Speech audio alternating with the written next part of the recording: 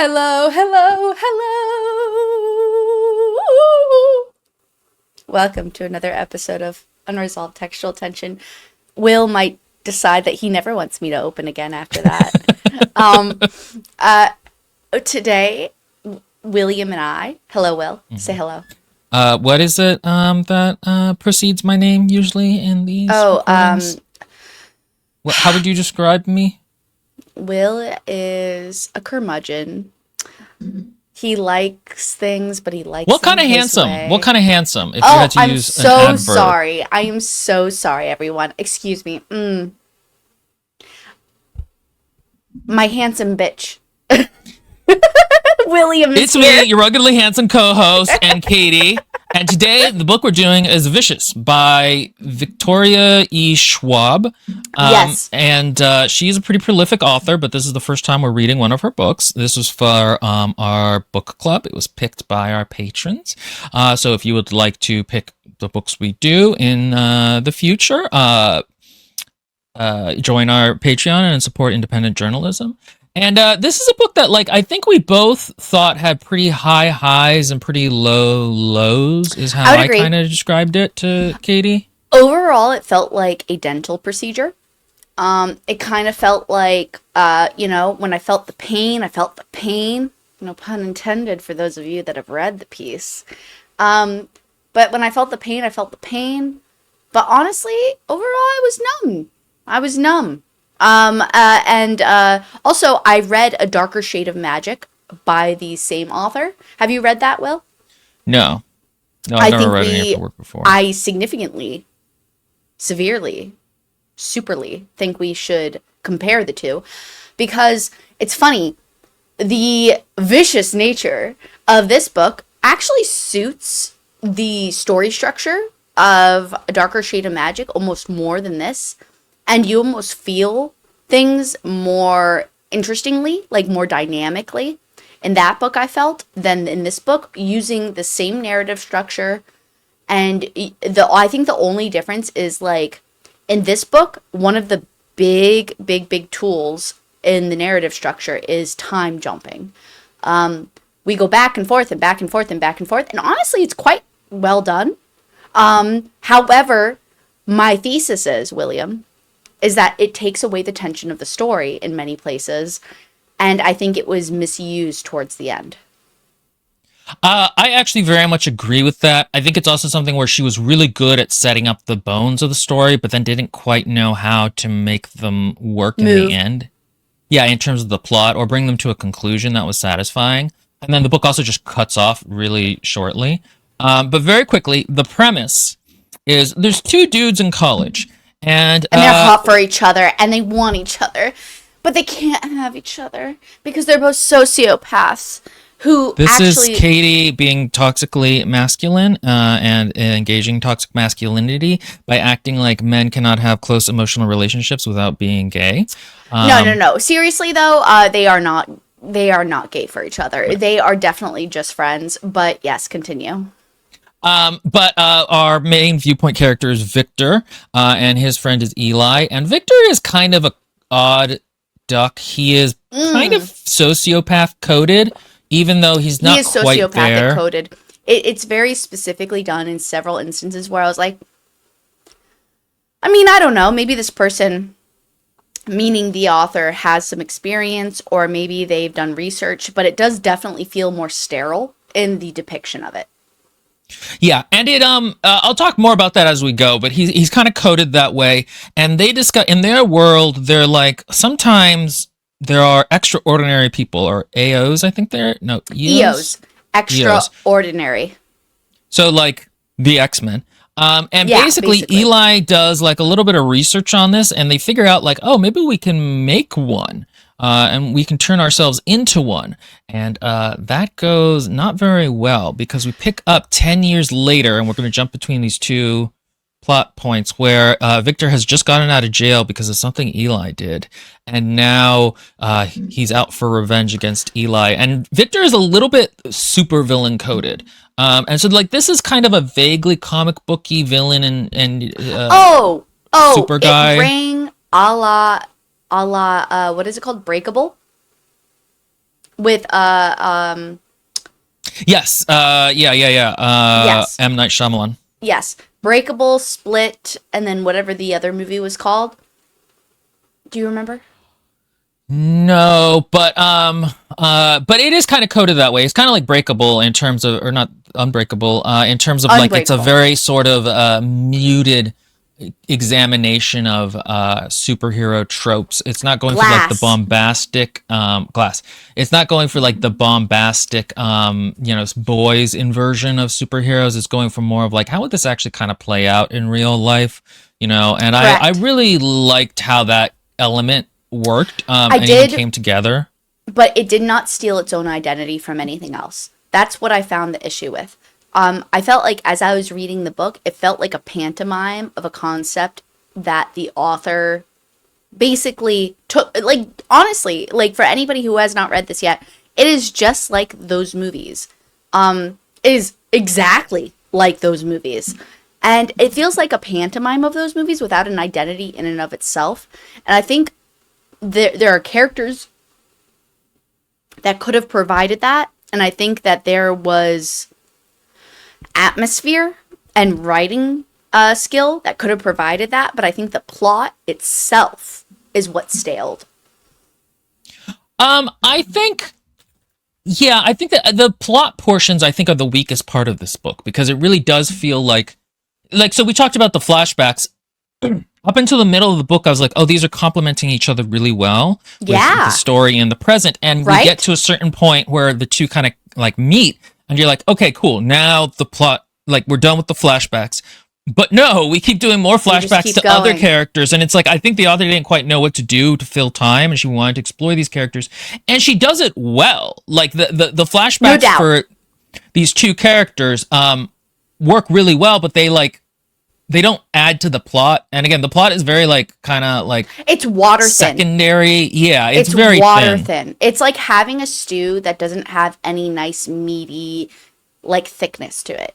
Anytime you consume the plot, you're like, oh, I guess that's true. This is the backbone of the story. But simultaneously, it is really the characters that, like, again, this author is incredibly skilled at narration. This author is incredibly skilled at characterization. This author is very successful in all those aspects, but it just doesn't really feel like there's a story here. It feels like she's also just not very good at the mechanics of a plot. Like, there are authors who aren't great at like writing characters or dialogue, but they can make the plot of a story really work. Yeah. One series we've never reviewed on here, but like I read before times in the podcast, is like the Dresden Files series. The author is very good at building up these big like action scenes and plot workings together, and you're like, okay, every book is very satisfying. Yeah, like he's very good at moving the characters on the board, so to speak, and this author isn't. I did kind of like certain things about the ending that I was surprised by, because throughout the book I was like, how is she gonna make how's she going to resolve the issue between these two characters? And I actually think the way she does it at the end is a little clever, but also doesn't quite punch correctly. This is a book that's... We are on the same exact page, William. Yeah. It's because that's exactly the way I felt. I was like, it always drew me in as we were going through the story, as I was, being led from character to character, background to current plotting and stuff. I thought, man, one of the few things that is hooking me right now, because there are very few lovable characters. Like, there are not many lovable characters. Mitch is one of the few lovable characters. Sydney is one of the few lovable. Do we think Mitch is black? No, I pictured him as Italian. I got the sense that he was like black coded, but I don't think he actually is. Yeah, I could see how you would think that. Especially, but it's never technically ever okay, mentioned. all right. I just wanted to make sure I didn't miss anything. No. But I could see why you would think that, and because of the there's a stereotype. It's a stereotype. Yeah. No, not just that. The cops in the story. What's the word? Oh yeah, that's true. Are racist? Yeah. Like. We're not told enough, but it would not surprise me with what level of scrutinization he receives in certain scenes. However, that being said, what I was saying before what was it again? Oh yeah, there's very few lovable characters, truly. So, but it's still so competently written that it brings you through. But the only true thing that really kept my attention, especially because of the back and forth, because it releases attention. I think that's something that needs to be said.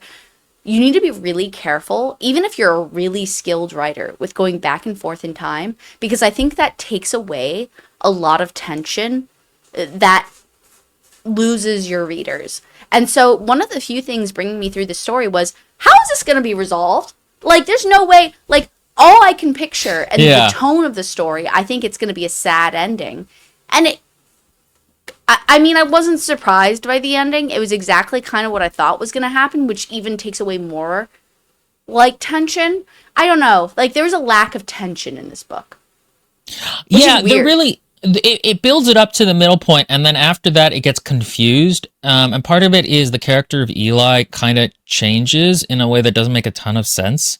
I had a very bad grasp on who he was post time skip.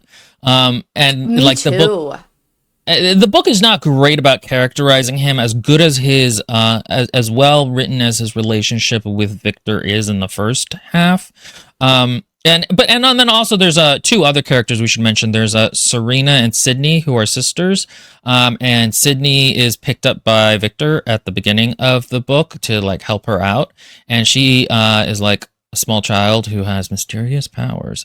And her sister tried to kill her, but there's still a lot of like intimacy. She's like 13 or something like that. That was by far the most interesting aspect of this entire book.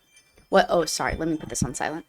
That was by far the most interesting aspect of this book, in my personal opinion, especially at that point in the book. The thing is the Victor Eli relationship was interesting towards the beginning, but it took a lot of the tension away because there didn't seem to be a lot of character development in them from the time skip that we received, from them being in college to them being villain versus hero / villain versus villain. And we didn't really get. And I think the author did that almost like on purpose to try to make it more nebulous as to who was right and wrong. Mm-hmm. But it didn't work for me. And so really the linchpin that ended up forming itself into what I cared about was, how is Sydney going to deal with Serena, and how is Serena going to deal with Sydney? Because they were still changing. Eli and Victor were unchanged. They were stuck, which is traumatic. And it's actually a fair representation of being stuck in a trauma or a traumatic incident between the two where they have not aged or matured beyond that moment. But it does make a less interesting read in the way that it was currently presented. Yeah, I agree. It works for a bit and then it doesn't quite. Let's see. There were some comments I wanted to highlight. Yeah, Jukebox School says, I feel like who changed the banner style? Me. Sorry, my bad.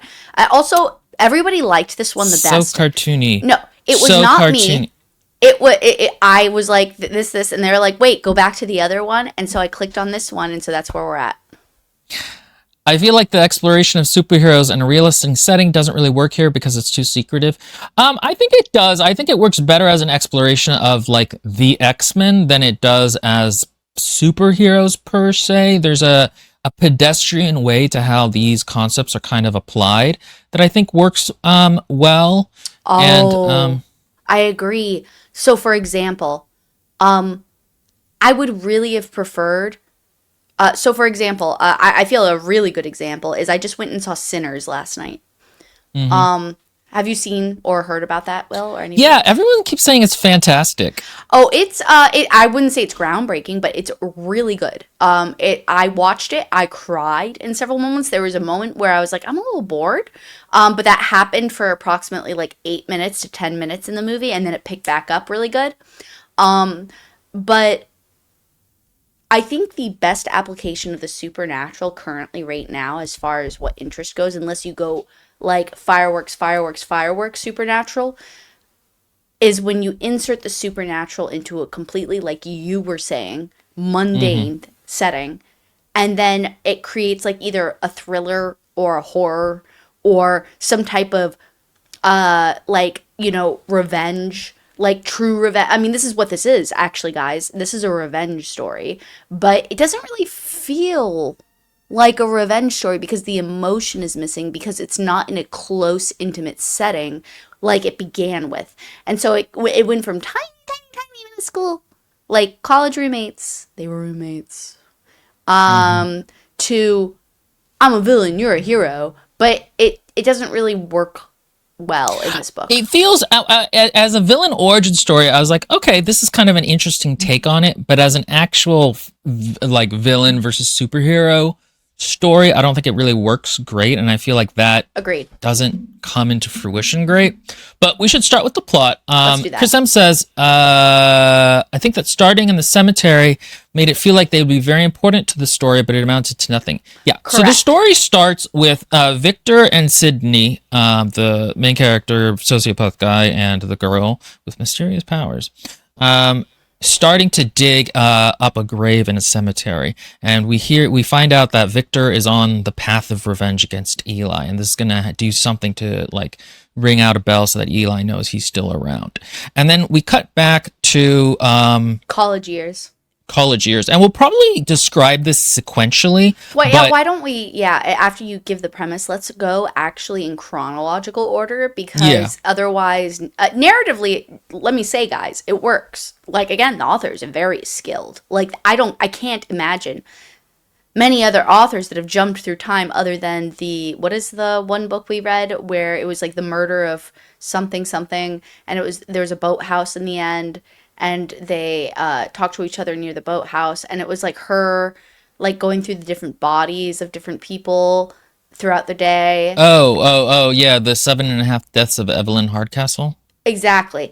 That is one of the few other authors that I feel like has jumped through time so much in the books that I've read for this podcast, and has done it fairly decently. And I would agree with this author. She does it very, very well, but it doesn't suit the tension I feel like she wanted for this. But anyway, continue. I'm sorry. Yeah. No, it's fine. And so what happens then is, sorry,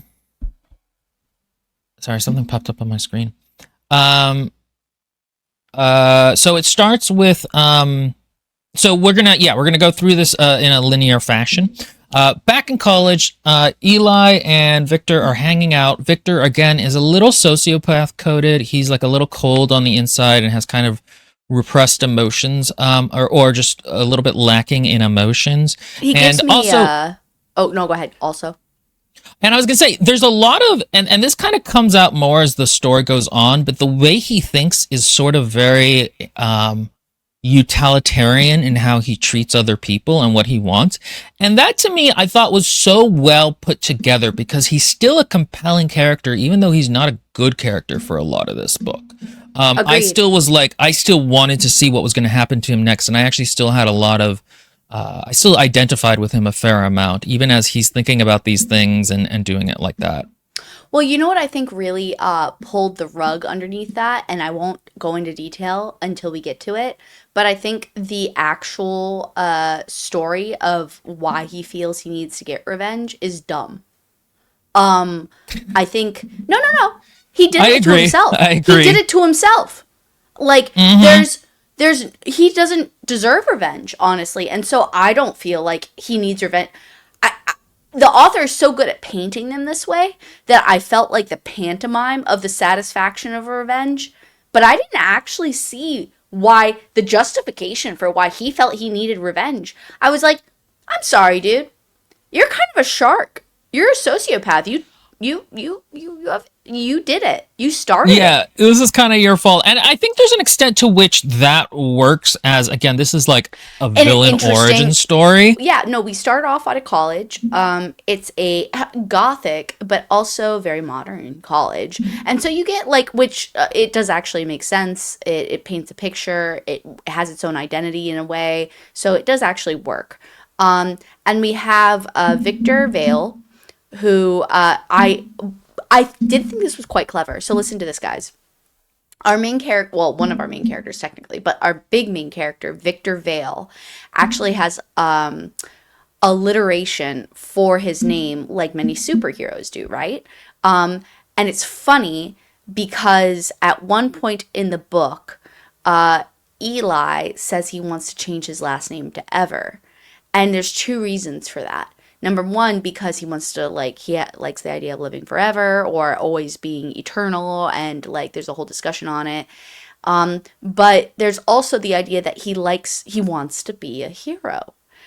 Much like in, again, Unbreakable and Glass and all of that, our villain or a villainous character wants to be the hero in a story, or at the very least wants to be in a story, period.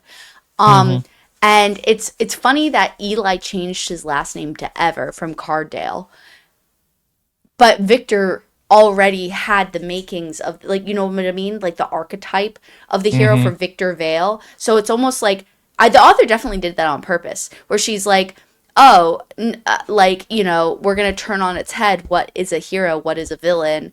And Victor already has the name Victor Vale for the alliteration, but Eli is pretending, so he changes his last name to pretend at being a hero for Eli Ever instead of Eli Cardale. Yeah, and I think it's that's one of the things, is that Victor talks about how he and Eli kind of bonded because they both, he senses that there's a similar kind of silence in Eli that there is inside of him. There's a kind of like, they are both a little bit, again, sociopath coded, even though Eli is much more of a normal person than he is. And he's more of a I wouldn't say that. I would say that Eli is known more politically, like, to be okay. Like, as in, he's described as having a politician's smile, basically. Like, it doesn't say a politician's smile, but he has a smile. He's able to mask better, essentially. Yes. So think of a politician for Eli, and think for Victor, a goth kid that masks well. A goth kid that really masks his things that's going on inside his brain that are not normal, to be more normal, but still. I thought there was a little bit of that like, he is a little bit more like that than not, or he is maybe a little bit more normal, and Victor is kind of like, yes, in putting some of that into him. It's a little ambiguous, yes, which I actually like. Agreed. But part of it is that Victor is also kind of dislikes this about Eli, because he wants to have that connection with Eli, or he wants to have a connection with somebody like this. He wants to see the truth. Yeah, and also I think there's an extent to which he wants to, he wants to have that kinship with someone, and he dislikes when Eli is masking. And specifically, also, he dislikes it because Eli took his girlfriend, his not actual girlfriend, but like a girl he liked. I thought that was such a, like, I mean, I get it. Actually, I do. I actually thought that did make it interesting, but we'll get into it. It is a very archetypical, like, the two boys, they, you know, the girl comes between them. So it was kind of lame in that regard, but I think it was well dealt with. I think by the end of her plot line, not saying too much, I thought it worked because it felt very genuine, but it is a very kind of cliche plot element and character element. And especially at first I was like, okay. And so they have to do some college projects or whatever, and Eli decides to pick EOs as his extraordinary individuals, even though that would be EI. Extraordinary. It's just extraordinary. Extraordinary. Oh, okay. Even though that's technically. But yeah, so honestly, I would say one of the more compelling scenes is actually the classroom scene that we get this towards the beginning. I think it's one of the best scenes in the whole book. It's very atmospheric. You definitely feel like you're sitting in a dark room with a projector screen on, or something like that, or classroom stuffy. Like the atmosphere is perfect for this. I almost wish it just stayed in school. I mean, not really, because I'm kind of bored of those plot lines right now, but and yeah, they're all in med school, like different aspects of med research and stuff like that. And what you learn is that Victor's family is incredibly absent. Victor's family, the Vales, are actually self-help experts, but he definitely frames them in the way of being, cucks. Or not cucks. Charlatans a little bit. Charlatans is what I meant. I thought cuckoo bird. That's why said cucks. Do you mean like cuckoo? Yeah, no, not that. And I thought this was really frustrating because it never came to any true fruition, and it felt thematic, and it felt important, and it was given a lot of emphasis, and it actually angered me very, very much that nothing came of it. But Victor is more of an artist than really a scientist or a doctor, and he takes his parents' self-help books because they're very wealthy and they're always on tour and they never have time for him, and so they barely ever see him, and they're also very fake, and so him being very blunt and no nonsense, like, has no time for them and is just really done with them. He often will take their books, and it even begins the whole fucking story, and I'm just angry actually now that I'm really thinking about it. It begins the whole story by explaining how he actually was caught by the art teacher blacking out his parents' literature into blackout poetry. And it was really good. And it actually did sound genuinely like the author herself made really good poetry. And I was like, oh, this is cool. And it like lingered on that for so long in the first little bit of the book. And I mean little bit, like 10% of the beginning of the book. But it laid the groundwork for that. And it comes up almost never. Okay, so I actually liked this element because it's an element of how he's like an edgelord. Like, yeah, it's kind of stupid. Like, it's kind of stupid that he's doing this thing, and that's what makes it funny to me, is like it's a good characterizing moment. And even when he's still thinking about it later as he's gotten older, he hasn't gotten over that edgelordness to him. And that was one of the moments I was like, oh, this book kind of knows what it's doing, in that, like, it's portraying him doing a thing he thinks is cool, but the book doesn't actually think is cool. Yeah. Really? And so, like, I kind of liked that. But yeah, he is kind of more of like an artist type of in how he thinks about things, and he's doing... Go ahead. Okay, no, go ahead. No, I was going to keep going with the plot. No, all I was going to say is, so he's an artist, and the thing that's really frustrating is that thematically almost never comes up in any kind of concept afterwards. And I felt like that was such a defining feature of his character when he was introduced, that to drop it like that and to bring it up as an aside when one character discovers it later for 5 seconds with no impact on the plot whatsoever, I was like, man, I thought something was going to come from this. But it just, I don't know, it just, to me, it felt like there was way too much emphasis on it, to not have had an effect on the character in a way long term. Yeah, I agree. I think it's something where she brings it up for characterization, but doesn't necessarily explore it more as the book goes on. It might be because the pacing was very slow when she introduced it, and so it felt more effective / more emphasized. And then as the plot picked up, it just kind of left it in the dust. And so, I don't know. I felt like that was like an important symbol or something. I get that. I think that's true. Right. And so he's doing research on adrenaline, and Eli is doing research on these EOs. And one day Eli gets back and he's like very excited. And it's interesting because the way this is written is really nice. Because it actually would make for a good one of our critique streams, because there's all these little thoughts from Victor that tell you what's going on. Like, he wants to know what Eli thinks, but he doesn't want to give up the power of acting interested. And like, it's just like a little bit of a line that kind of flows through, but you're like, oh, that's not quite.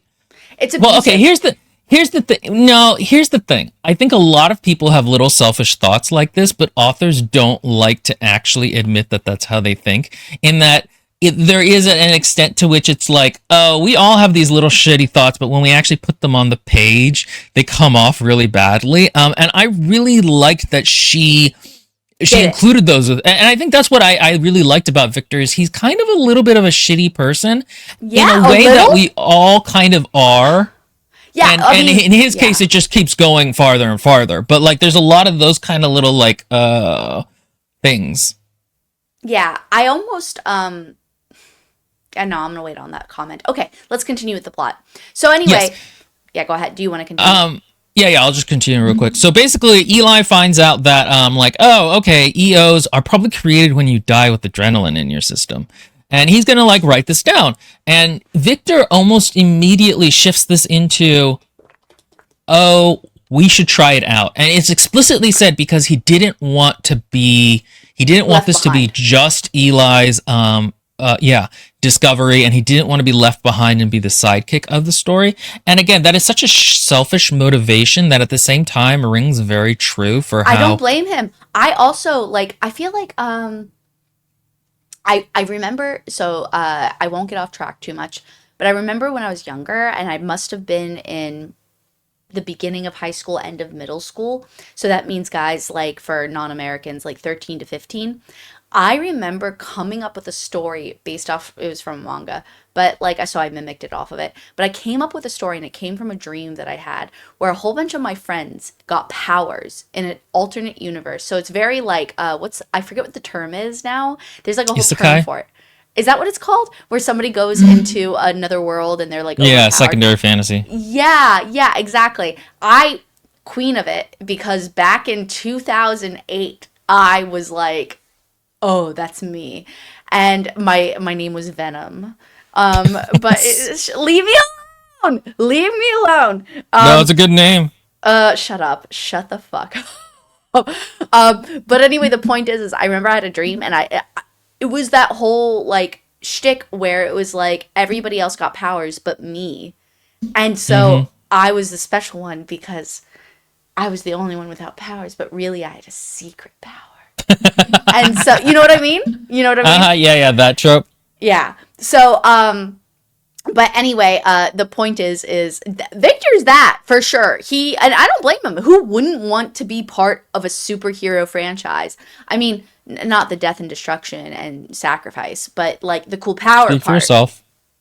And also Eli hadn't been thinking of actually trying to apply this. It was Victor pushing into that, which again is super villain coded, but again is also just such we are all selfish, and none of us want to be left behind. And so even though it's magnified here and Victor is like not great for doing this, it kind of makes it's still relatable, I find.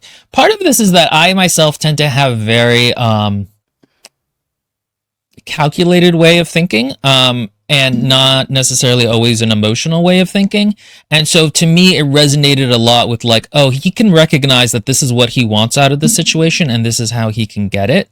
And I think it was really very well done on her part to include, to characterize Victor that way. He's not like a mad scientist. He just doesn't want to be left behind, and he wants some control over the situation. In a world full of boredom. So the one exciting thing in the world of boredom. Yeah. And also, so what happens basically is that they're like, yeah, like okay, let's experiment then. Of course. And it reminded me a lot of, what's the movie called? It's really killing me that I've been thinking this whole time, and I'm like, what is the fucking name of this movie? It's the movie where the college kids kill themselves, and then it's like, I haven't watched that. So what happens is Victor's like, me first. And not exactly in that tone. And he's like, yeah, like, I'm just really drunk. I think this sounds like a great idea. Let's OD. And so we figure out that Eli sells pills, and he takes a whole bunch of pills and liquor, like a whole handle of liquor, and he tries to die, but then he realizes this is a mistake. It's because he's not feeling any adrenaline. Instead, he's feeling numb because of the medicine. So this was actually not one of the better ways to probably have experimented in a process that requires adrenaline. And so he almost dies. He's in a lot of pain afterwards. He goes through all that, and then Eli's like, it's my turn. And so Eli grabs EpiPens and some like other stuff, and the whole plot is to put him in a freezing ice bath and allow him to die. And so he dies, and then Victor brings him back, but Victor, because he's a sociopath, like lets him die long enough so it's actually successful. He's more calculated about it. It's not so much that Eli doesn't have emotions as he seems a little removed from them at times, and he's not necessarily letting them dictate how he acts. He thinks, even though a lot of his like emotions are kind of submerged and beneath the surface. And I really like this aspect of them kind of just experimenting with this crazy thing. Because like you said, it feels like they're teenagers. They're both kind of weird and out of this world, or kind of in their own world a little bit, and they think they're exceptional. Jukebox says, a world of boredom. My bro has a girlfriend. Allegedly, he's into her and a wealthy family, so many people would kill for his position, and he's bored. Yeah, that's kind of the point. That Eli is, or Victor and Eli, and also Angie to a certain extent, they want to be something. They want to explore more. There's a little bit, again, of an edgelord thing going on. And like when you're a teenager, there is a certain amount of like a power fantasy almost going on where it's like, you know, I can do almost anything. Well, you know what I've learned as a teacher, and I honestly only learned it recently, like within the past 3 weeks. Like, I know it might sound dumb to not have realized it sooner, but it's not a thought that occurred to me. And it's just that when you're at that age, you're very self-centered, and that's not a bad thing. It makes sense. I mean, if you continue that way through your adulthood, it becomes a bad thing. But at that age, that makes total sense, especially with the particular children I'm working with. And of course, like everything you care about is what affects you and how you affect it. And so it requires a certain level of empathy and maturity to be able to move past that. And these boys don't have that ever. No, exactly. They are kind of self-centered in that way. And also, again, they kind of feel like gods amongst men a little bit. Yes, they do. And they also feel like they're going to kind of try to one-up each other a little bit. And so, yeah, Eli dies, and he comes back, and he has Wolverine powers. He can now regenerate. And it's like, okay, cool. And Victor is really butthurt about this because he didn't have powers. He doesn't want to be the guy on the phone, the sidekick. Yeah. If you and me went off to go try this and I did it first and it failed and then you got fucking cool ass powers, that means you'll never be hurt again. I'd be like, what? My turn again. And that's exactly what happens. Victor's like, okay, so it's my turn again. And Eli's like, nah, I don't think we should do that. And you know what's interesting is the author's so good at painting this moment that you can't tell if Eli is being honest where he's concerned about Victor or whether or not he just wants himself to be the center of attention. Yeah, and there's, again, this whole element of, like, is Eli actually a better person than Victor, and Victor is just putting onto him how he thinks? Or is he truly seeing a side of Victor that Victor doesn't like to admit? And I like that, yeah. But Victor is like, fuck that. I'm doing this now. Science Fantastica said, oh my god, this is also Death Note. No, it's really not similar in terms of the playing God thing. It's just more of a... They're not going to go, like, kill everyone or anything. Yet. Well, in Death Note, he kills, like, thousands of people pretty quickly. Like, there's that's definitely a different... That's, like, more like psycho... I mean, not that I know. I am not educated in this. But that, like... I don't know if I'd be wrong in saying that's more like psychopathy rather than sociopathy. That almost, to me, Death Note is interesting because I think it's a commentary on how much he just thinks he's God. Yeah. It's unrealistic, but yeah. So Victor immediately is going off to try to do it himself, even though it's not a good way of doing it. No, he's gonna go snort a whole bunch of coke and hope for the best, and. At a party where he's like collecting all the coke, and then Eli comes around and he's like, bruh, what are you doing? Get rid of that coke. And he's like, bruh, all that money. I mean, not really. That was me, actually. I was like, oh my god, all the money you spent on the coke and you just got rid of all the coke. And so, you know, Eli's like, meet me outside of the party house. We're gonna go home, sir. And of course, Victor's like, fuck, what else can I do? And he even considers electrocuting himself for a moment. And then he's like, wait a second. I've got a grand idea. I'm going to get the girlfriend I wish I had, aka Eli's girlfriend, and I'm going to have her bring me to her experimental area, and she's going to electrocute me. Yeah, and it's like they had this whole little code him and Angie before that's her name before Eli showed up of like come save me means like hey I'm in a bad situation or I'm drunk or something come a hand and she'd used it once for like a bad date where he came and helped her out and just had her but it wasn't like a bad abusive date, it was just like it was not a fun date, so he saved her by being an excuse. And like this is the part where I felt like Angie started to be more of like a real character and less of a cliche. Yes. Because up until this point, it's been very like, well, maybe I like this girl kind of. But here you get a sense of like, no, they really were. There was a bond. Victor wanted to do more, but he couldn't quite. I didn't like Angie. I don't blame her for saying what she says, but it's weird, guys, because it seems like they had this bond from Victor's perspective, of course. So that's why I'm okay with it, because Victor's perspective is skewed from what normalcy is. So I'll swallow it for now, but no pun intended. Anyway, I didn't make an eyebrow wave to you the did. audience. I saw it out of my peripheral vision. But anyway, like Angie, once Victor says save me and she comes and picks him up and he's like, I need your help, he definitely manipulates her super hardcore into helping him. And so I don't blame her for being off put by it, and she's just like, I'll never forgive you for this and all of that before it even happens. I don't blame her, but at the same time I'm like, this doesn't make, like, I don't know. It worked for me, and I'll be honest. It did. It works for me too, which makes me angry because I wish it didn't, because I was like, he manipulates her a lot. Like this is so again a moment where Victor is pretty shitty. He's like, yes! He tells her like, hey, we're gonna do this thing. I already took a serum. If you don't do it, I'm gonna die just normal. So you have to do it now. And she's like, I will never forgive you for this. And he's like, I know. And like again, there's this disconnect between the fact that he really the thing is he really likes Angie, but he's also very again practical in how he thinks of like, I want this thing. This is what I need to do to get people to give me this thing. Yes. And again, I think it's a little bit of ugliness that hides in all of us, but he just externalizes it a lot more and recognizes it. And so he goes in and she electrocutes him a bunch of times, and the pain is insane. And then when he comes out of it, the pain is still there and like the electricity of it, and he can't control it. It's all buzzing around him.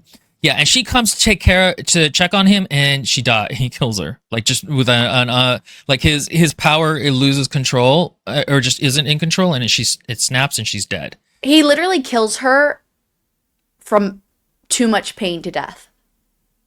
Yes, which is horrific. That's horrific. Yes, but it also was like half a second. It was just like that's fair. He died.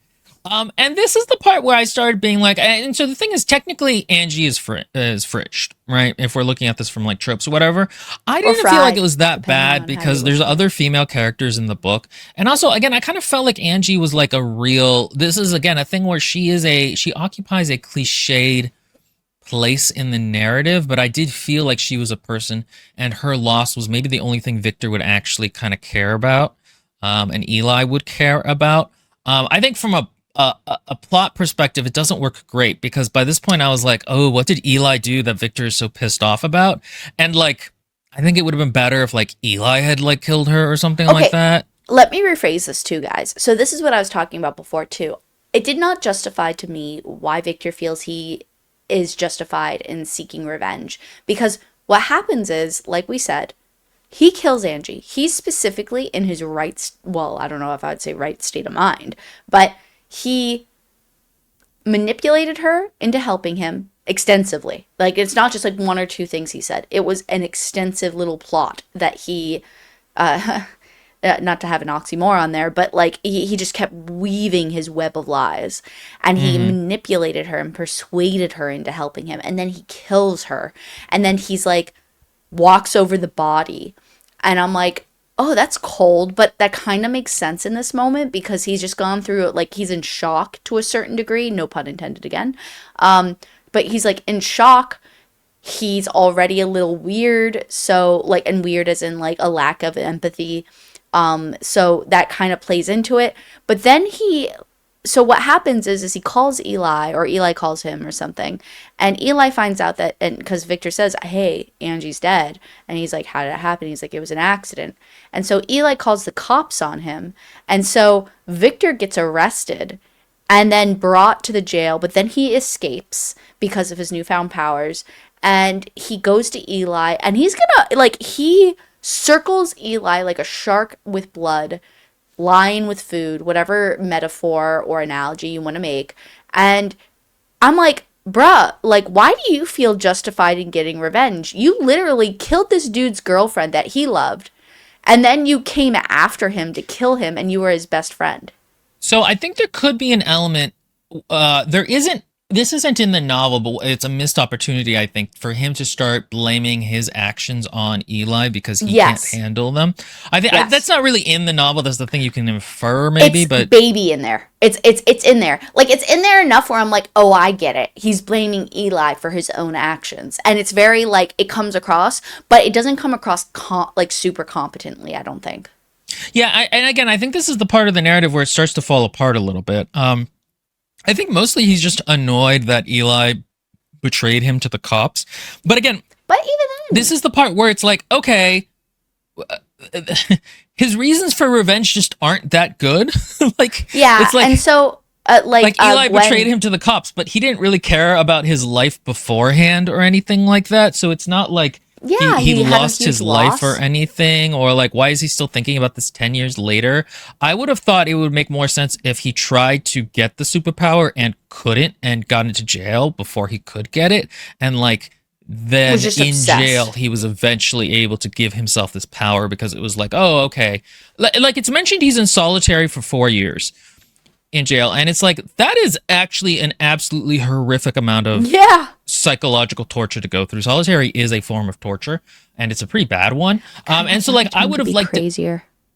Huh? I kind of wanted him to be crazier. I wanted him to be like, okay, I can't, I don't have because what we find, so I'll go into this in a second, but basically what we find out is that you get powers based off of how you died, like the last thought you were thinking. And so in his case, he just wanted the pain to end. So his power is that he can kind of inflict pain and turn it off for people. And also that you have to die through a lot of suffering with adrenaline in your system, as we said before, right? So I would have liked it if he kind of had to like homebrew this by putting himself through a lot of torture to eventually have a stronger power than Eli's.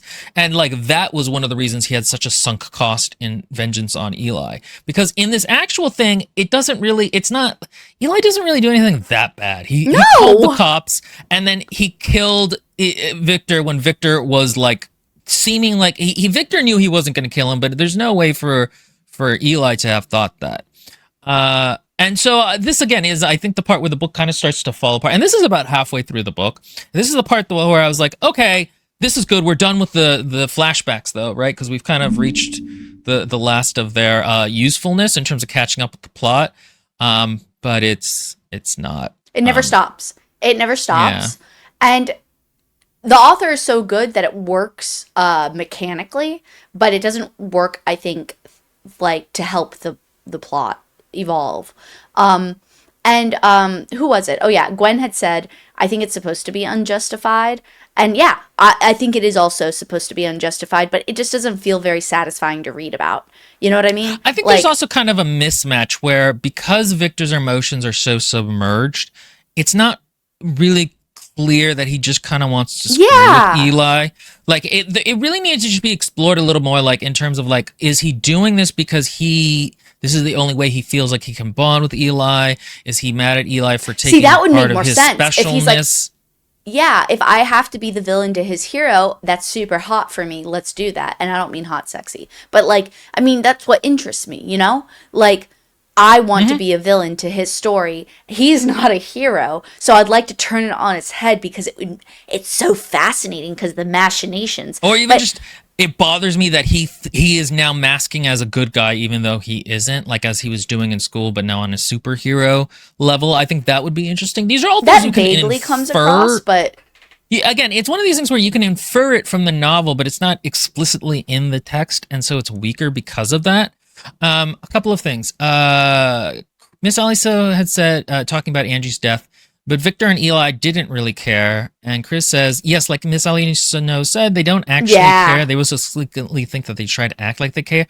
Okay, so this is the other thing. These characters are already pretty divorced from their emotions, but the author does this bullshitty thing where she talks about when people die and come back as an EO, there's a part of them missing, which seems to just be an excuse to have them act out of character and kind of like a sociopath. And it was just not very well quantified or explored. It's like, okay, Eli says he comes back without fear, but also it seems like just the sociopathic tendencies he originally had come back stronger. I would have liked if it was maybe something like Victor already had this problem, and so he doesn't, he had already learned to cope with it, kind of a thing, maybe. But in terms of the Angie thing, at this point, they're both like, I should care, but I don't. And I felt like that's kind of what's driving them to an extent. But again, this is something that can maybe be a little bit more inferred than in the text. Again, this is the part where the book starts to get messy and not quite. And not inferred, like Will just said, messy. Like, not inferred in a way where you're like, oh, this is like sophisticated. It's more like, I don't know why you did this. Like, it's just like, it feels purposeless a little bit. The whole, actually Gwen brings that up too.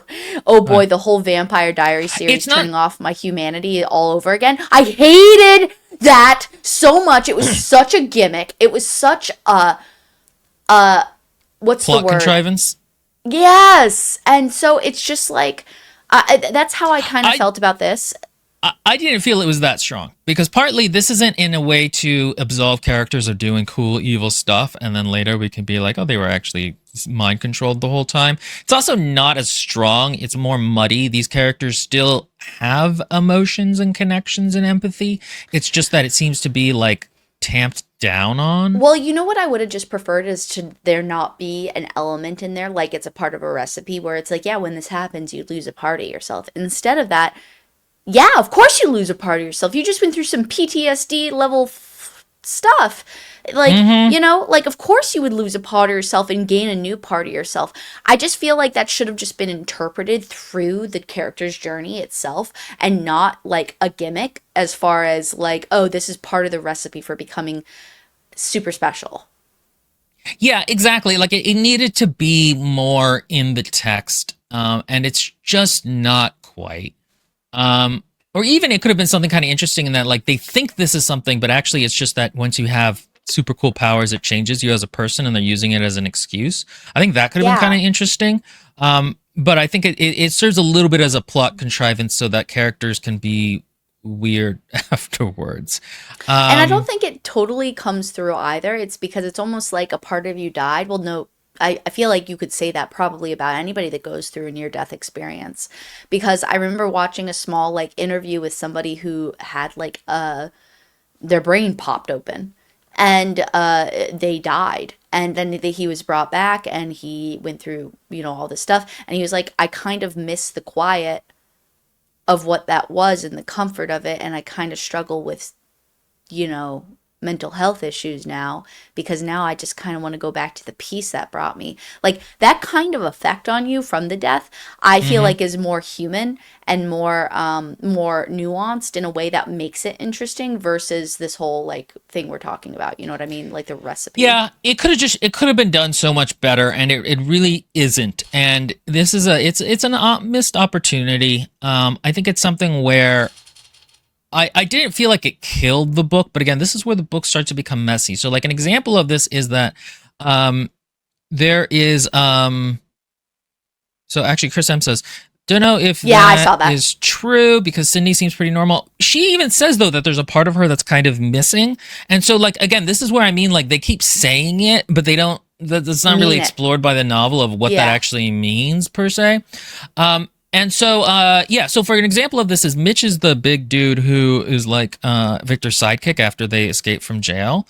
And we even get some like backstory from him at some point where he thinks about his like backstory and his life before prison. But it's never really explained, why is he helping Victor with this? Like, why is he helping Victor hunt down Eli? Like, what is the connection there? He just kind of seems to do it because it's convenient for the plot, and he's a good character. And if you didn't think about, wait, hold on, why is he doing this? It wouldn't cognitively cause a disconnect. But like once you're like, why is he doing this? Like he just did it because it's convenient for the plot. And the thing is the author kind of shoots herself in the foot with that too. It's because she specifically forms their relationship as this. Mitch is somebody who has always been kind of a good boy, but he has a curse on him. It seems like no matter what he does, no matter what he tries, no matter who he's with, he brings bad luck to those around him and as well as to himself because, he's been arrested a few times and, like oftentimes he just is a really big dude with really big fists and he often gets blamed for things that he shouldn't and get blamed for. And so he's been thrown in jail time and time again. And so he finally is just like, you know what? If I'm going to just keep getting thrown in jail, I may as well go to jail for a reason. I don't want to just keep living my life being like persecuted for no reason. I may as well have a reason. So he tries to rob a bank, gets thrown in jail. And he meets Victor. And the only reason he sticks by Victor is because Victor's his cellmate. And he's like, you know what? All of my cellmates have died, one after the other after the other. It seems like my curse just keeps following me. And he's like, I am going to try to break the curse. I am going to try to protect this random person. And that makes sense in the prison because it's a small pond, big fish. Mm-hmm. Like how many things you have going on in prison where you can focus your attention and energy. I don't know, never been to prison, but it kind of like seems to make sense to me. And then when they get out of it, even Victor says to himself, I thought Mitch would leave me at this point, but he's still here. And I'm like, and Mitch specifically, it is specifically said from his perspective that there are some people who are like this, some people who are like that, and then some people who are like this. And you align yourself such and such way based off what those people are like. And Victor is one of the people whose ways he doesn't want to be in. And so in the prison, that makes sense why he would help him then. But then outside the prison, it's like, okay, so you don't want to be in Victor's way because you don't want to be like bulldozed over because Victor's a predator and all that stuff. And it's like, you don't even seem to like him. Why are you helping him in this? And I don't know. I don't get it. Yeah, again, he's kind of the sidekick, and it seems like they kind of get along. And again, at first you're like, okay, maybe he helped him out of prison and he owes him a bit of a debt, or like he doesn't have someplace else to go. But that's not the sense you get from Mitch. And it's again, I think it's one of the aspects of the novel, or it's a good aspect of how like the book works on a surface level, because again, Mitch is likable and he feels like he's doing this for a reason, but when you actually look at it, it's a little hazy. So in the present, they pick up Victor and Mitch 10 years later after being in prison, or have escaped, and now Victor is off to have revenge on Eli. And as they're driving through the rain, they pick up this young girl who's like 13 called Sydney. And we get some of Sydney's background as well. This I didn't mind as much because it's more like plot related. This is also more in the first half. Basically, Sydney and her sister, she's kind of always idolized her sister, who, it sounds like their parents were not great, though it's never explicitly said how. And so she's always idolized her sister. Yeah, she loves her sister. There's also, Sydney comes off believably as young in terms of like how she reacts to things. Yeah, like she is clearly like 12 or 13. What was I going to say?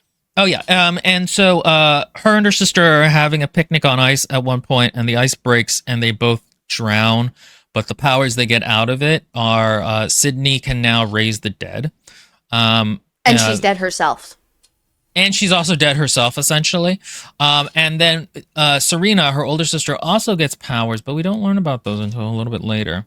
But after they die, Serena starts distancing herself from Sydney, and Sydney doesn't understand why. This was the most interesting part of the book to me.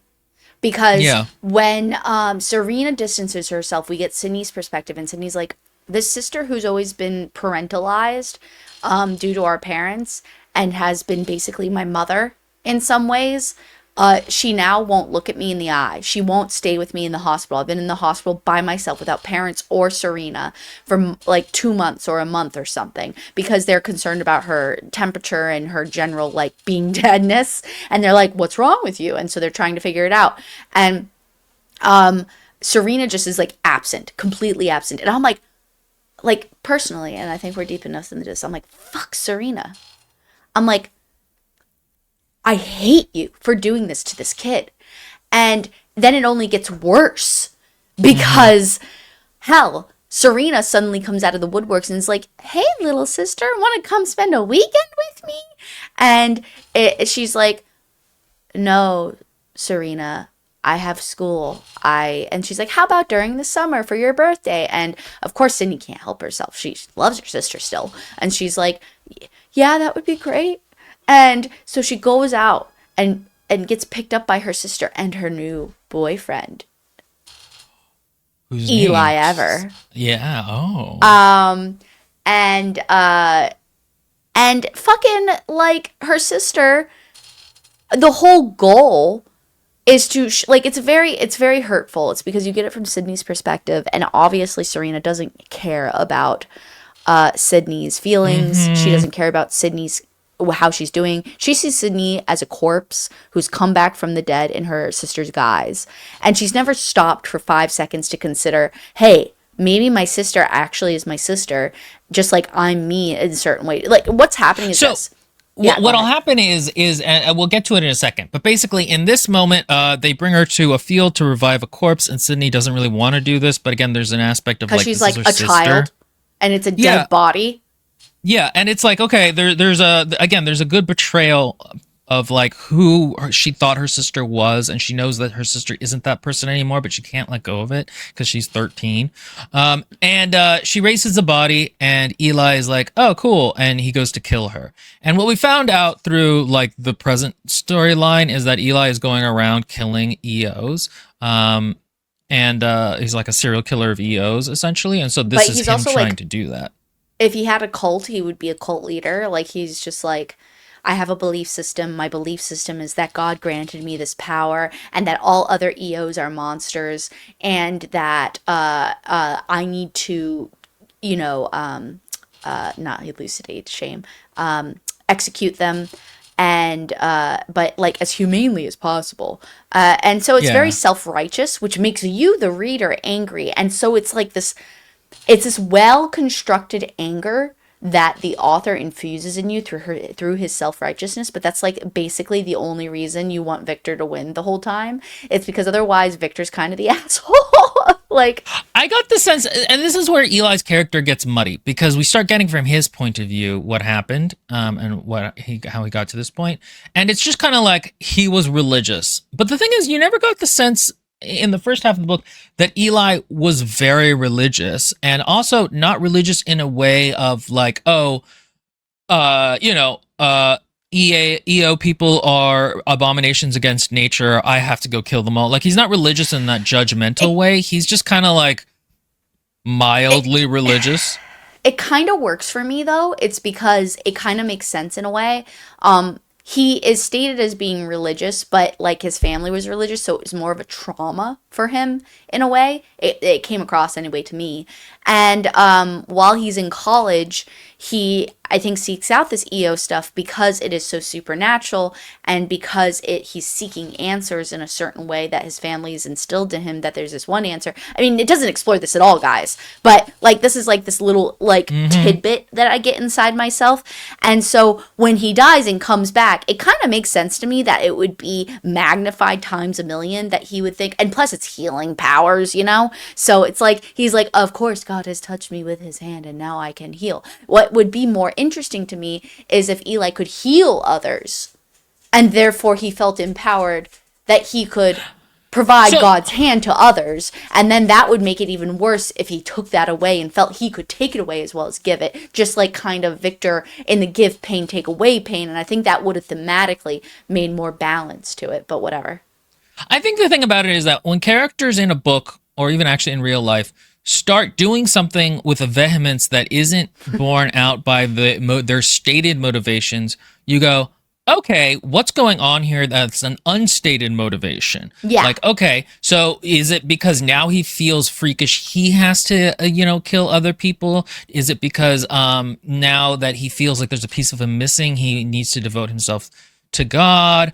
And like, the thing about it is that this can all be inferred, but it's not in the text really, and like that's my problem, and that's the thing about this book, is that it sets up the groundwork and the relationship between these characters so well, and kind of the themes throughout, but it's not really borne out in the second half. Not at all, and that's why Miss Sally Snow says, hold on a second, Katie, you're doing a lot of work here, LOL. And why Gwen says Katie playing defense like a champ, because it doesn't come through at all. I'm just saying what my fill-in was. That does not come across. And also, Lindbergh, here, you read Lindbergh's for me. I didn't finish the book, but there's also a shade of, that's how she talks, but there's also a shade of him seeking God, and instead finding the evil of this unnatural change in people, and thus he does the work of God in killing them. Yeah, that's actually... It turned a little Australian. That was like Australian... That's how she talks. I don't know. Like, I don't even know what... Anyway, yes. I actually think that's a really good... and that he kind of does think about that. So that's the kind of the interpretation to think of. But like, I didn't feel the depth of emotion of like, oh shit, I'm having an existential crisis about God, and now the only way to handle that is to start killing these people. And again, that kind of comes down to some of the emotion being submerged and like that kind of a thing. Yeah, Lindbergh has said that's it, rage quit. She can't quit though because she's an intern.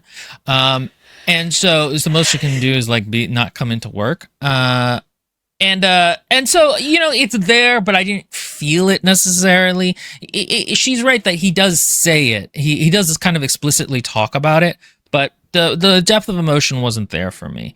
Gwen says, I never want to hear Swedish Will ever again. Yeah, that wasn't Swedish. That was like drunk Australian, maybe. Mm-hmm. It didn't quite, it didn't quite get there. It's a work in progress. I'm workshopping it.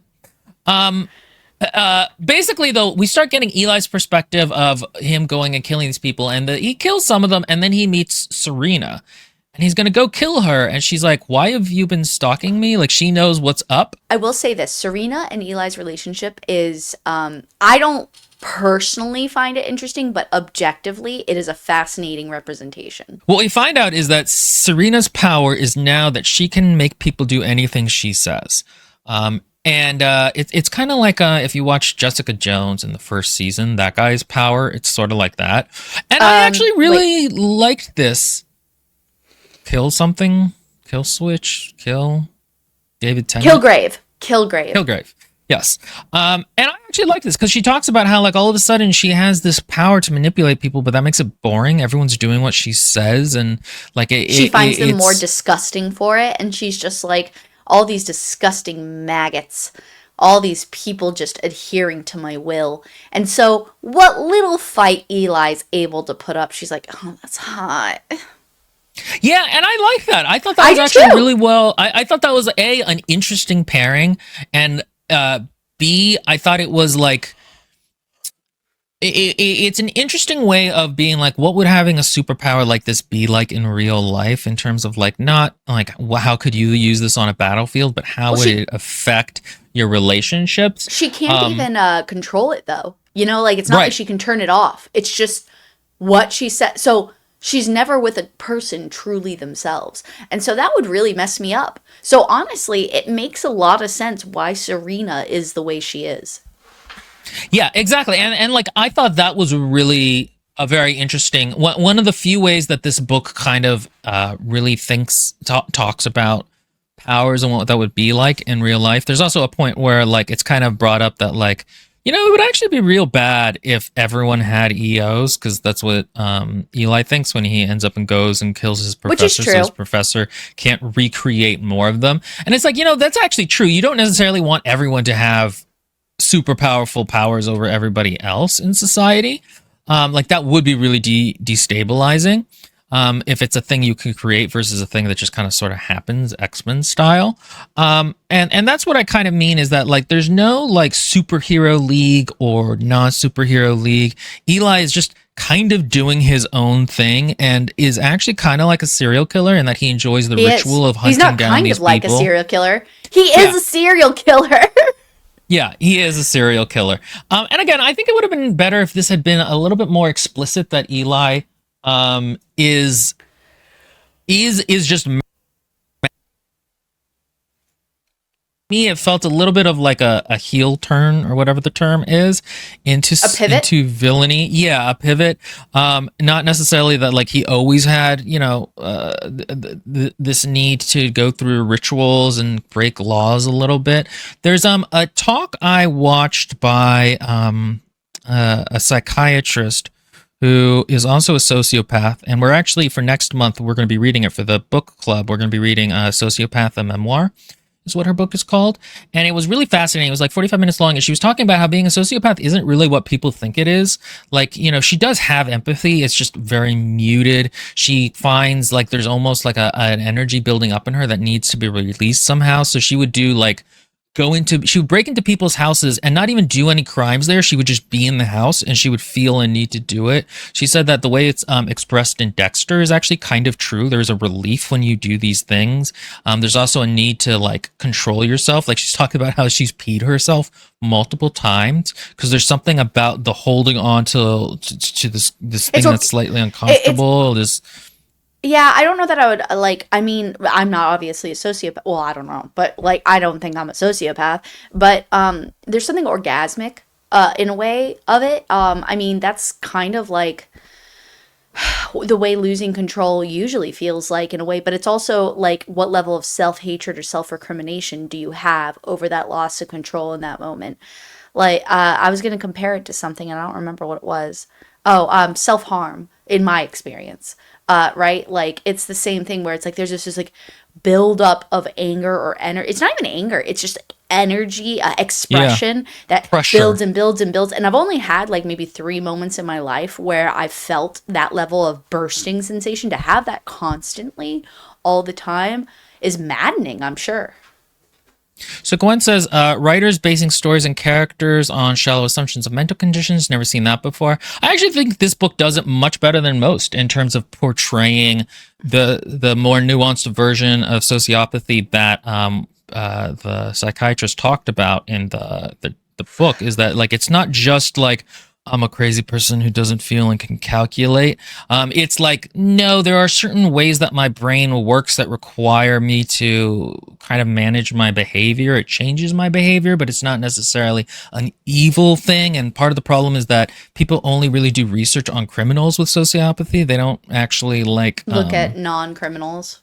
Yeah, and she said a better term for it might be like distanced emotion syndrome or something like that, because that's more kind of what it is. Again, I actually kind of would have liked to read that book before this one because I think the author is actually doing a lot of that, is portraying that in a way, again, that feels that is more authentic to how it actually is than how it's normally portrayed, I think. But yeah, so that I would have liked to see more of that seated in Eli's character before his like going on a serial killer rampage of EOs. But yeah, going back to Serena, yeah, and Serena, he still wants to kill Serena, but he can't. And Serena, again, kind of gets off on that a little bit. And so it's this thing where like he wants to kill her, but he also loves her and he can't kill her. And she knows he would kill her if he could, but he can't because she told him not to. And then she also starts, and so like I like that interplay. What I don't like is that she then starts helping him with his work of killing EOs by just mind controlling, not mind controlling, but convincing the police department. Yeah, exactly. That's exactly what I was just going to say. She Jedi mind tricks the entire police department into following her orders and all saying that he's a hero. And I feel like that would have maybe been more chilling in a different sequence, but for some reason it doesn't really hit me in my heart in this. Well, because why is she doing this? I just don't understand why all of a sudden she's like, let's kill lots of people. This is one of the places where the something is missing after you come back part doesn't really work for me because I just never got her. And look, there may be something in the book where she describes it like a little bit, but like I don't think it's really borne out by her character that she would decide to spend her time Well, doing this. I think I so again, I'm doing a lot of the work here. But what little breadcrumbs I could, vacuum up with my mouth and consume, was the idea that Eli was one of the few people that attempted and could, in some ways, resist her. And so she found that enticing because, of course, she's disgusted by everybody acquiescing to her demands in such a, like, just instant way. And so the what doesn't work for me is that she basically meets him, he's stalking her to kill her. She meets him after 3 days or 2 days of doing this. They sleep together, and then she's like, you know what? In a way, it makes sense to me that she would attach to him after being lost after this and feeling alone and feeling like someone saw her, knew what her powers were, and were like, yeah, like I'm attempting to resist you, but I can't quite. And so the safety of her words, keeping in her a bubble of protection from being killed from him, but also her kind of almost self-harming, like, thing going on where she's like, I'm seeking stimulus. It's because I have a lack of it. And comboed with just in general her being lonely, probably especially with her sister stuff, like it kind of makes sense to me that she would attach to him and be like, yeah, let me be your fangirl, let me be your what's the term called when the people who follow around bus tours and Groupie. like groupie. I'll definitely be your groupie. But what doesn't get me is that it happens too quickly, I think. And I just like, which I guess in some ways you could say that's more realistic because then she's not thinking through it. And that's why she would make such a massive mistake as aligning herself with him, because she obviously doesn't like totally agree with all of his ethics. But I don't know. I think she just wanted an opening to more of the world of EOs because she was so lonely. But that doesn't really fleshed It out. doesn't come through, like, because Chris M says Serena is not explored enough, but you could interpret it as her seeking thrills. I mean, the thing Ah, is, there you go. a lot of this book is like the foundations of how the author sets up the characters are very good, but then it gets muddled when it comes to what they're doing now, and so we keep theorizing about what it could be, but it's not quite in the book, but it is a little bit in the book, but it's just unclear. Like, I just would have liked a little bit more clarity about why like, your groupie idea, I think makes a lot of sense. I think maybe also she just wanted to do something. Yeah. And like, even that part is okay. What I don't quite get is why she's okay with killing her sister. That part to me was like, what? Like, that seems a kind of far, you I know? think it was okay. I don't know. The thing is so if Eli did brainwash her a little, which it kind of seems like he did a little bit, not like meaningfully, but like she attached to the idea, that there's something wrong with people who came back, and she knows there's something wrong with her, and she knows there's something wrong with him. So maybe that makes sense that she would be like, my sister's messed up and no perversion of her should exist on this earth. My perfect sister from before. But the thing is, we don't get that. So we don't get that dichotomy between the before and after from Serena's perspective. And so it feels a little fragile as to why she would be like okay with it, but it just barely works itself out as far as the way things play out. But that, I think, also has a lot to do with the fact that we don't get Serena's perspective at all when we are given those scenes. We only get Sydney's perspective, and so it would make more sense because there's more mystery, and so we don't know what's going on. But then once we are filled in on the background of it, it doesn't quite hit as hard. Does that make sense? Completely. I think that's the issue with it. And the thing about it is these Eli and Serena backstory moments are good, but but they're in the second half of the novel, and you're also like, these aren't totally necessary. Like, we don't actually absolutely need to know these things about them.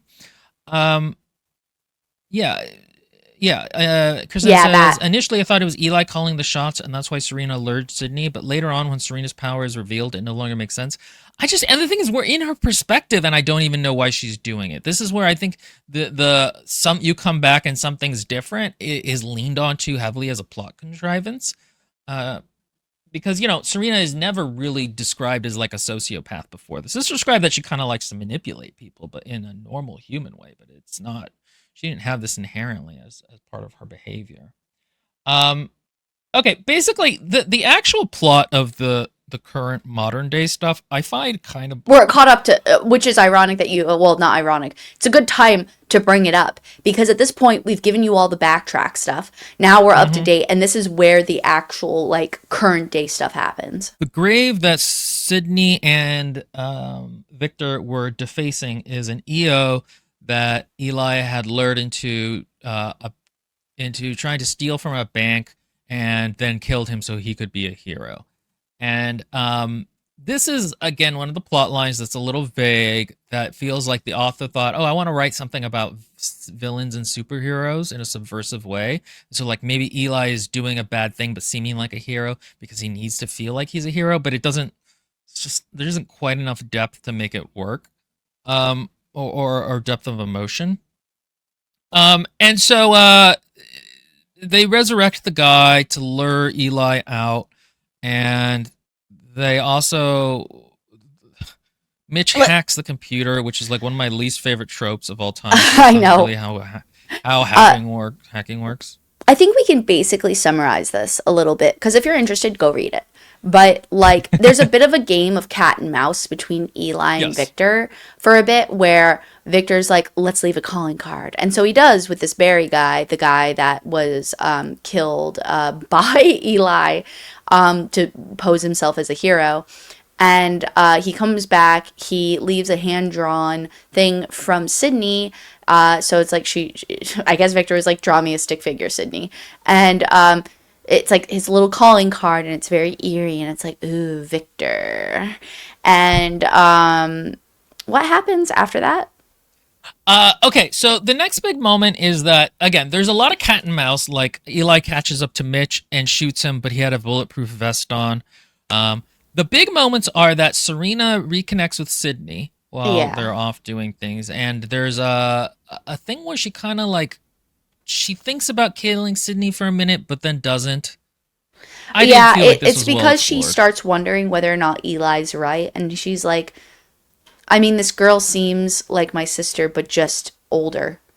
And she's like, maybe Eli's wrong, maybe I'm wrong, maybe because she still sees life in Sydney's eyes, despite the fact that she's supposedly like physically dead. And so she's like, go someplace safe, go off. And so that goes, and this is during a time where Victor's like, he left his calling card, and he's just like, I'll see you at midnight.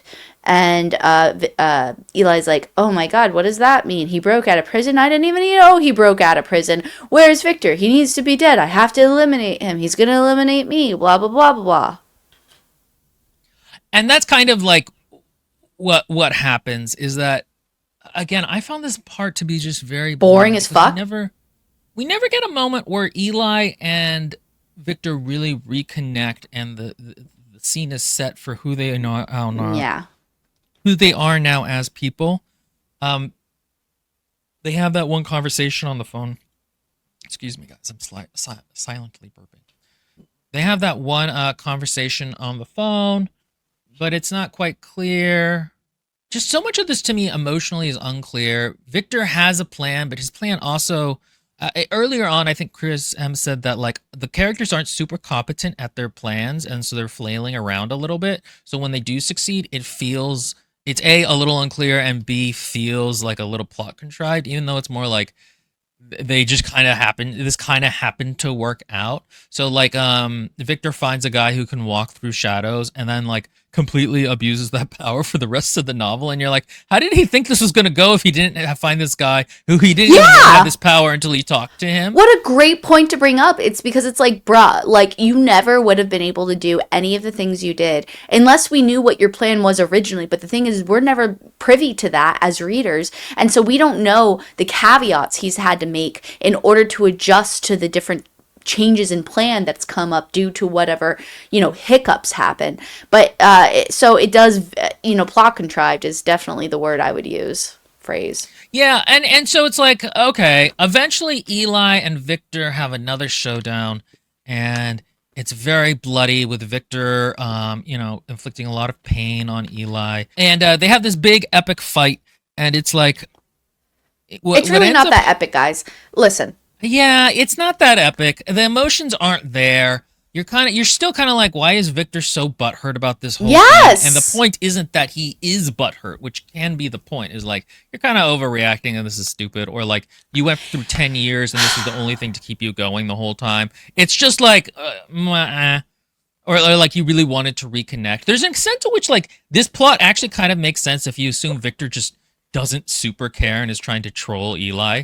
Like that's kind of, but it's not really. But you didn't have that expectation for most of the novel. I had to assume. So if you ever decide to read this, you almost have to take responsibility for the fill-ins, and I felt like I had to assume he was trolling him based off of this, and that he's just like somebody that doesn't care about anything in his life, so this is just one of the few things he happens to care about, and so he's fixated on it because it's become a hobby. But like, you would think after 10 years, not the isolation bit, I don't know, I just feel like that's such a wasted opportunity. How many characters are stuck in isolation for years on end? One of the few stories that I think of immediately is what's it called? The Count of Monte Cristo. And in the Count of Monte Cristo, it really turns him into a hardened, different human being than he was before. And I just feel like if you're going to do isolation, or any million other things that happen in this novel, but I just am talking about this in particular, or Old Boy, exactly. If you're going to have somebody go into isolation, make it crazy. Like, that's some insane. Why else use it? Why does he even mention it? Like, yeah, it's just, it doesn't, this novel you said early on would work better if they just stayed in school, and I actually think that's true. I think this whole time skip thing I think it confuses things. I think her strength is writing this relationship between these two characters that's kind of toxic, and close in a way that, we read Don't Let the Forest In, and one of our complaints about that was that like it's supposed to be a toxic relationship, but really doesn't feel it. This feels like a toxic relationship, or one that can go toxic very quickly, and there is an intimacy while at the same time a like hubris and toxicity to it. Like I just said, I used that word too many times. I was trying to think of another one, but I couldn't. And I think that that could have been explored better if they stayed in school instead of having this big betrayal kind of moment. Or kind of plot line. You know what's actually funny? Oh, wait, sorry. Yeah, no, I'll wait until the end to mention this. It's fine. And so what happens is that basically Victor lets Eli kill him, and then the police show up, and Eli's like, I'm a hero, and the police are now not brainwashed because Serena died, and they're like, no, you're not. There's 2 murdered people in this building. You're a crazy person. And you realize that Victor's plan was to frame... It does not feel like he had the ability to do that from the get-go, though. Like, it definitely comes across, like, from the fight and so listen, this is what I'm talking about.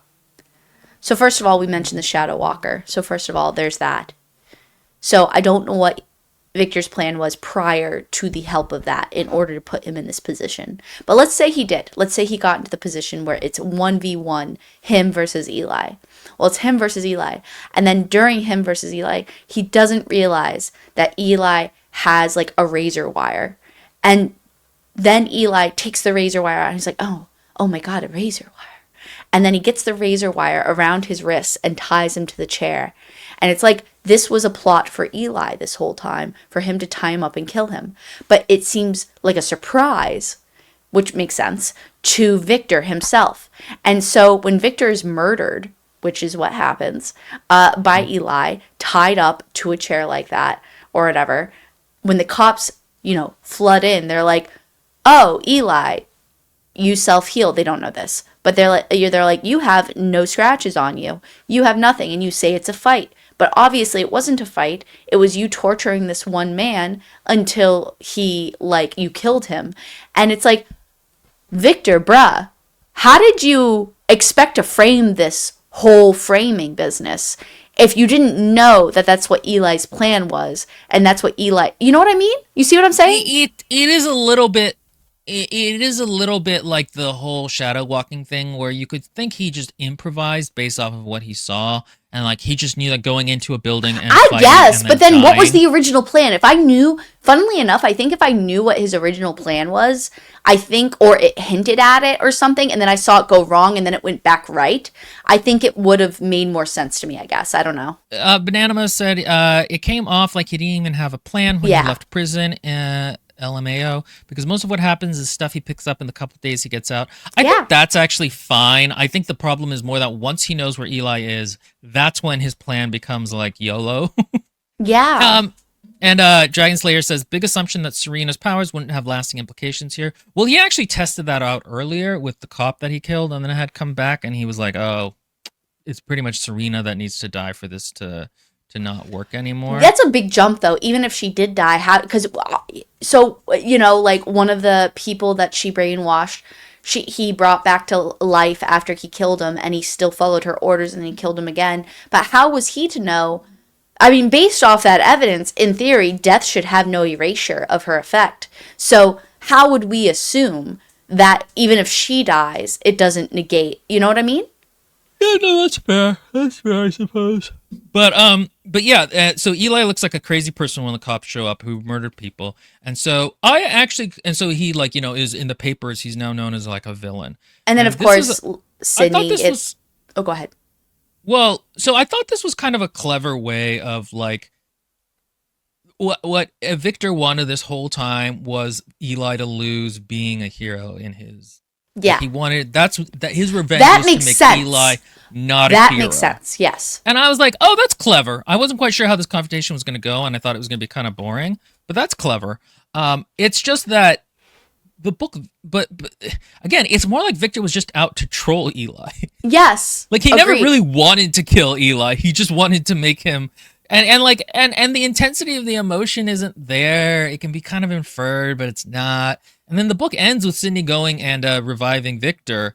But that's it. It ends right as he's revived, so we don't even get a moment of like, what did he think about this situation? Yeah. That could maybe have helped ironed it out a little bit. And that's the book. So after the book, you get a small first part of the first chapter or prologue or whatever of the next book. And so I was in the car, so I just was like, okay, I'll listen to it. And so I'm listening to it. Can I just say the premise, for what I assume the premise is, for the next book is way more interesting than this book? Like, I love the idea. Do you know anything about it? No. It's fucking cool. I started actually talking, like it. and then I wasn't like listening more than that. Yeah. No. I think it's actually way cooler, more interesting of a situation. Like, don't get me wrong. Like, this was, there was a lot of layers, blah, blah, blah. But the point is I like the situation in the sequel more. I'm sure it's not going to just stick with that. And it's not, I'll tell you. But I'm not willing to read it unless you ask me to. Because I know it's not going to follow what I want. Just based off what she did in the first book. Yeah. I mean, I'd like to be proven wrong, but it's not going to be about this just one new character. I'm sure it's going to go back to Victor and shit, and I just don't care. So what it is, and I like the intro, is that it's a woman that's incredibly sexy, incredibly hot. I like this so far. She has made a steak dinner with fucking peppercorn on the outside. She has lit candelabras that her husband rolls his eyes at, but she thinks makes them feel very old rich. And so, and her mother always said she was fishing and that she caught a great white shark. But she was like, yeah, but I baited my hook for a great white shark. And I've always wanted a great white shark. And her husband's a mob boss. And he is late for dinner and she's trying to like just be like the perfect wife. She wants to be the perfect wife for a mob boss. Mm-hmm. And that's her dream. And the thing is, though, is that he's gotten fatter over the years. He's gotten less potent in some ways, like not like in sex and stuff, but like just in general. Mm-hmm. And he's obviously like he appreciates her a little bit, but I would love to see like some type of indication that he's like taking her for granted or something. And like I'm like, bro. If this story was about a woman who is the wife of a mob boss who gets secret powers and uses those secret powers to like either undercut her husband or she's really in love with her husband and undercut his enemies, that would be fun as fuck. But anyway, it cuts off before it gets too deep into things. Yeah, I that does sound interesting, and I'm not. I actually want to read another one of her books. I'm not interested in the sequel to Let's this, read A but Darker like, Shade of Magic, because that's what I was going to mention. Is A Darker Shade of Magic is I've only read 3/4 of the first book, mhm. and it's significantly better than this book. I think, and that's the thing is that like, and so for example, going back to it just very quickly, the whole he wanted Eli not to be a hero feels like this is something that the author was like, okay, I want to write a book that's a subversion of superheroes, and like it makes sense in that respect, but the rest of the novel doesn't really build up this whole supervillain superhero dichotomy well enough, or that feels like almost a vestigial remain of her original idea, where it eventually became more about the relationship between these two people. Um, Yeah. but yeah, you know, we've complained a lot here, but the thing is that again, there is actually something to complain and theorize about. Where so many of the books we read, there really isn't, or to like theorize because they don't have the foundation. The foundation here is Yeah. very strong. She's also a strong writer, and it's a short book. Oh, Like I did not have a problem reading this book. not at all. I mean, I would highly recommend this for anybody who enjoys things like Unbreakable and Glass and Split and stuff like that. If you like that stuff, you may as well read this. It won't like I don't think it'll become your Bible, but I think it would be a nice like distraction from what life is right now. But that being said, it's not the best. It's not even on my radar. Like it's if anything, if I were to compare this to A Darker Shade of Magic, again, never finished the book, never continued the series, but I started it, and it has the same tone, will it has the same narration style, but it's the world is far more fascinating. There's three different versions of the world, or at least of London. There's the gray, the red, and the black version, or whatever, or white, Hmm. or something. And there's magic, and it's just like it's far more fascinating, honestly, the ins and outs of the world building in that world. I think this world is just too ordinary. Like I think that's one of the I biggest problems. think Is I think here I'm gonna look up the publication dates because it would not surprise me if this book if was this was before that. first, This feels like something that's just a little messy in the way that early author books are, but I yeah. may be wrong. Well, So let's where see. I'll is wait on you. Darker Shades of Magic one? I want Shades of Magic. Darker Shade of Magic was published in 2015, and this was in 2013. Okay, so not that much, but Oh, that makes so much sense because A Darker Shade of Magic is basically, or at least, again, I didn't finish it, but what I began of it seemed like a more mature version of this one. yeah, I can buy that. I think this is just a little bit messy. She had an idea going in that she then kind of the vestigial remains tied her to a plot that was maybe not uh, a strength of hers. Again, this book was short, which was nice. It's well written, which has made it reading it nice. The first half, I think, it lays a very interesting foundation, and so this is a book that, like, I had a lot of problems with, but I think it's Overall, competently written, yes. yeah. Overall, I would put this just higher in the tier list than a lot of the other books we've read. Correct. And there's other books we've read that have just enraged me with their problems. This one didn't enrage me. I just felt a little It did not disappointed. enrage me either, it just bored me. Yeah, more than anything, it just becomes like a little incoherent. Yeah. So So that's us on this, on Vicious by Vicious, who again? Victoria E. Schwab, I believe. Schwab. That's right. I was gonna say I was gonna say Salinger, and I was like, that is not the right last name. um, yeah, by Schwab, V.E. Schwab, right? Yes, we were joined here by our patrons. This was a book club pick. They picked it. And so, join our Patreon if you would like access to our Discord, our book club, or our critique streams. Those are all And on different tiers. yes, and this summer I am going to have a reawakening because I don't have to work at all. Period. If I don't want to, because I get paid because I'm a teacher. But that being said, I would like to focus more of my efforts on writing and creativity. So if you join, one of the things I would like to do on the Discord is bi-weekly critiques for people's works, as well as brainstorming for ideas. So, you know, if you're interested in that kind of stuff, writing, whether you're imbibing literature or excreting it. Yeah. So, which books did you guys of Victoria E. Schwab would you recommend us reading? Because I think, again, I would like to read more of her work. She definitely is a very talented author. I know The Secret Life of Addie LaRue, I think, is one of her more famous books, though I have not read it. I keep hearing about it. So, yeah, thank you all for joining us, our Parasocial Darkness. Good luck in the dystopian future that we live in. Goodbye.